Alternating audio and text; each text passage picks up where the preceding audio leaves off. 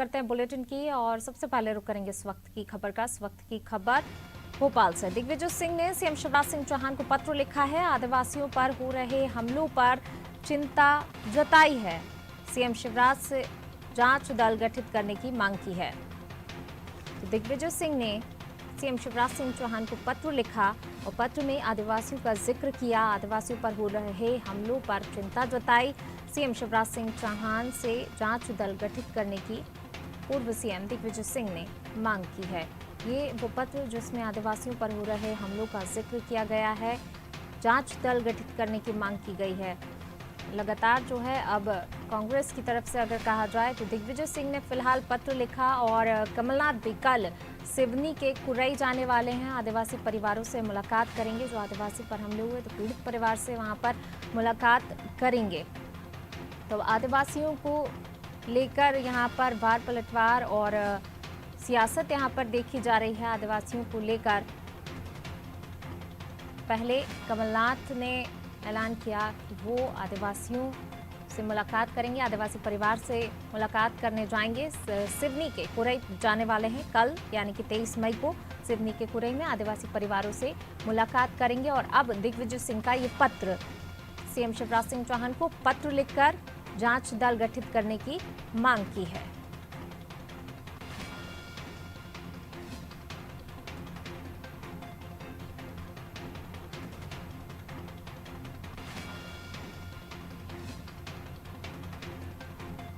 भोपाल से खबर आपको बता रहे हैं। दिग्विजय सिंह ने सीएम शिवराज सिंह चौहान को पत्र लिखा है और पत्र लिखकर जांच दल गठित करने की मांग की है। और इससे पहले कमलनाथ भी कह चुके हैं कि वो आदिवासी परिवार से मुलाकात करने के लिए कल जाएंगे, सिवनी के कुरई पहुंचेंगे, जहां पर आदिवासी परिवारों से मुलाकात करेंगे। और अब इसके बाद पूर्व सीएम दिग्विजय सिंह ने भी पत्र लिखा जिसमें आदिवासियों का जिक्र किया गया। आदिवासियों को लेकर कहा गया कि आदिवासियों पर लगातार हमले हो रहे हैं, जिसको लेकर चिंता जाहिर की है इस पत्र में।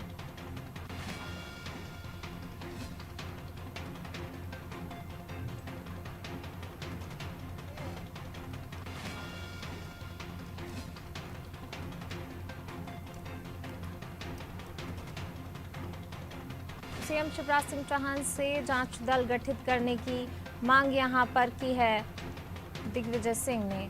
और ज्यादा जानकारी के साथ हमारे पॉलिटिकल एडिटर मनोज वर्मा जी हमारे साथ जुड़ गए हैं। मनोज जी, पहले कमलनाथ ने कहा कि वो आदिवासी परिवारों से मुलाकात करेंगे कल, यानी कि 23 मई को सिवनी के कुरई जाएंगे। और अब दिग्विजय सिंह ने भी पत्र लिखा है सीएम शिवराज सिंह चौहान को। इसमें भी आदिवासियों पर हो रहे हमलों को लेकर चिंता जाहिर की है, जांच दल गठित करने की मांग की गई है।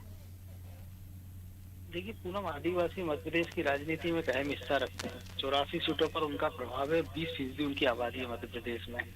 जो भी आदिवासी वर्ग को साथ लेता है, सत्ता की चाबी उसके पास होती है। हमने 3 चुनाव में देखा, बीजेपी के साथ वो रहे, इसके बाद 2018 में बीजेपी से छिटके तो कांग्रेस की सरकार बन गई। यही कारण है कि कांग्रेस आदिवासियों को अपने पाले में लाने के लिए कोई कोर कसर नहीं छोड़ना चाह रही। जिस सिवनी मामले का हम जिक्र कर रहे हैं, उसको लेकर बीजेपी कांग्रेस दोनों ने अपने अपने एक जांच दल बनाए थे। दोनों ने ही वहां जाकर पीड़ित पक्ष से मुलाकात की थी।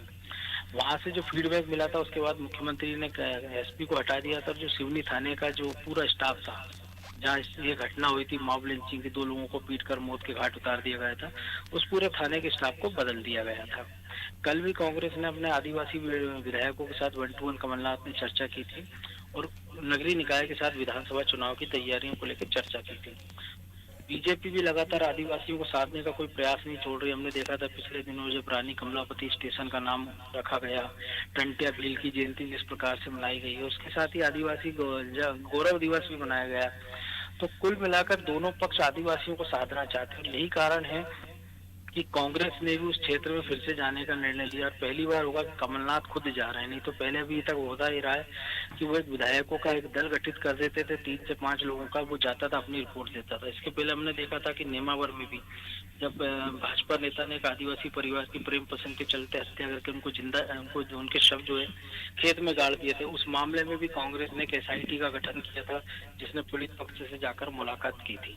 ऐसे और भी तमाम सारे मामले जिसमें कांग्रेस कमेटी बनाती रही है, उसकी रिपोर्ट समय समय पर सार्वजनिक करती रही है कि दोषियों के खिलाफ कार्रवाई की जाए, सरकार को घेराबंदी का प्रयास करते रहते हैं। इस मामले को भी इसी तरह से देखा जाना चाहिए। जहां तक दिग्विजय सिंह का सवाल है, तो उनके बारे में सबको पता है, लगभग अमूमन हर एक सप्ताह में एकाधिक चिट्ठी मुख्यमंत्री या राज्यपाल के नाम लिखते ही हैं और जिसमें अलग अलग मुद्दे उठाते हैं। चूंकि आदिवासियों का मुद्दा मध्य प्रदेश की राजनीति में, जैसे मैंने बताया, गंभीर मुद्दा है, तो यही कारण है कि दिग्विजय सिंह ने भी इस मामले में पत्र लिखा है। जी बिल्कुल। और इससे पहले अगर देखें, कमलनाथ ने जिस प्रकार से आरोप लगाए सिवनी मामले में, 12 दिन बाद सरकार जागी है, आधी अधूरी घोषणा है, उसके बाद कहा गया कि कानून व्यवस्था कहाँ है प्रदेश में, इस तरीके के तमाम आरोप जो हैं कमलनाथ ने शिवराज सरकार पर लगाए हैं। तो यानी कि जो सियासत हम देख रहे हैं, अभी लगता नहीं है कि इतने जल्दी ये सियासत थमेगी। मामला जो है हमले का है, लेकिन कहीं ना कहीं सियासत बहुत तेज गरमाती हुई नजर आ रही है आगे भी। निश्चित तौर पर इधर है तो सियासत करेंगे। और जहाँ तक बात है कि अब चूंकि नगरीय निकाय के चुनाव होना है, पंचायत चुनाव होना है, और 1 साल के बाद फिर 1.5 साल बाद इसमें विधानसभा के चुनाव होना है। इसको लेकर दोनों दलों ने अपने से मोर्चाबंदी शुरू कर दी और जैसे जैसे चुनाव की ओर नजदीक आता जाएगा समय, उस प्रकार से सियासत ऐसे मामलों पर तेज होती रहेगी। बयानबाजियों के और भी दौर हमको सुनने को मिलेंगे। जी बिल्कुल मनोज जी, जिस प्रकार से जो है आगे भी इस तरीके की बयानबाजी नजर आ सकती है, क्योंकि वाकई साधने के काम यहाँ पर दोनों पार्टियों की तरफ से किया जा रहा है। लेकिन जिस प्रकार से सवाल उठाए गए कि सरकार लेट जागी है, किस तरीके से देखते हैं इसे आप, इन आरोपों को? दर्ज हो गई थी, आरोपियों के खिलाफ कार्रवाई हो गई थी। कांग्रेस का आरोप था कि ये बजरंग दल से जुड़े हुए हैं। बीजेपी की तरफ से कहा जा रहा था कि जांच के बाद स्थिति स्पष्ट होगी। जैसे मैंने बताया कि एफआईआर जब पहले ही हो गई थी, 12 दिन की बात है कि जब एसआईटी जब बनाई थी बीजेपी के दलों की, बीजेपी ने जांच कमेटी बनाई थी जिसको विरोध का सामना करना पड़ा था। इसके बाद संघ परिवार ने नाराजगी जताई थी, जिसका नतीजा ये हुआ था कि पुलिस कर्मियों पर गाज गिरी थी। खुद अब ये जरूर कह सकते हैं कि कांग्रेस इतने दिनों बाद क्यों जाग रही, क्योंकि अगर मामला इतना गंभीर था और जब कांग्रेस ने अपना विधायक दल भेजा था, तो बेहतर होता कि उसी समय दिग्विजय सिंह और कमलनाथ मौके पर पहुंच जाते, ताकि बीजेपी को भी कहने का मौका नहीं मिलता, ना कांग्रेस को। जी शुक्रिया मनोज जी इस तमाम जानकारी को साझा करने के लिए। तो बिल्कुल आरोप प्रत्यारोप का दौर हम देख रहे हैं। और रही बात दिग्विजय सिंह की, जिस प्रकार से हमारे पॉलिटिकल एडिटर ने कहा कि हर हफ्ते आजकल चिट्ठी लिख ही रहे हैं दिग्विजय सिंह सीएम शिवराज सिंह चौहान को, तो इस मामले को लेकर भी एक बार फिर उन्होंने पत्र लिखा और जांच दल गठित करने की बात की। और जिस प्रकार कमलनाथ ने आरोप लगाए, तो कहीं ना कहीं कांग्रेस भी इस मामले में लेट ही जा